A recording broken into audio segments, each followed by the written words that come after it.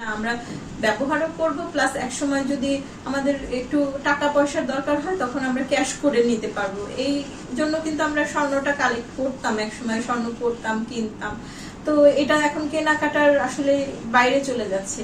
কিন্তু কাঁসা পিতলটা কিন্তু এখনো আমাদের ক্রয় ক্ষমতার মধ্যে আছে, এবং কাঁসা পিতলটাও কিন্তু সেম ওয়েতে রিসেল করা যায়, যে আমি যে কোনো সময় ওটাকে গোল্ডের মতো সেল করে দিয়ে আবার টাকাটা ক্যাশ করে ওই রেট অনুযায়ী, এবং একটা পার্সেন্টেজ যেটা কাটা হয় গোল্ডে সেটা কাঁসা পিতলেও কাটা হয়, ওইভাবে কেটে আমরা কিন্তু ক্যাশ করে নিতে পারি।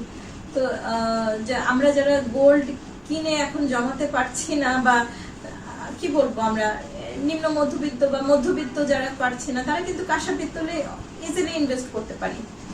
যে কাঁসা পিতলটা আমি যতদিন ইউজ করলাম, তারপরে হয়ে গেলে আমার একটু টাকা পয়সা লাগলে আমি এটা আবার সেল করে দিতে পারলাম, বা টাকাটা কালেক্ট করতে পারলাম। বা আমার একটা ক্রাইসিস আমার হতে পারে না, যে কারো বাচ্চা হয়তো স্কুলে ভর্তি করবে, ওই সময় টাকা নাই, কিন্তু আমার কাছে হয়তো 6টা কাঁসার প্লেট আছে।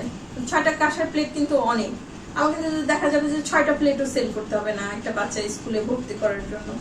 দেখা যাবে 2টা প্লেট বিক্রি করলে আমি বাচ্চাকে স্কুলে ওই সময়কার ক্রাইসিসটা মেটাতে পারছি। তাহলে সেটার তো আমার হয়ে যাচ্ছে ওই কাঁসা পিতল থেকে। আমাকে তো এই গোল্ডে যেতে হচ্ছে না, যেখানে গোল্ডের আমরা জানি এখন 1,55,000 বোধহয় হয়ে গেছে, 55 বা 59,000 হয়ে গেছে। সেটা তো আসলে আমার ক্রয় ক্ষমতার বাইরেই চলে যাচ্ছে।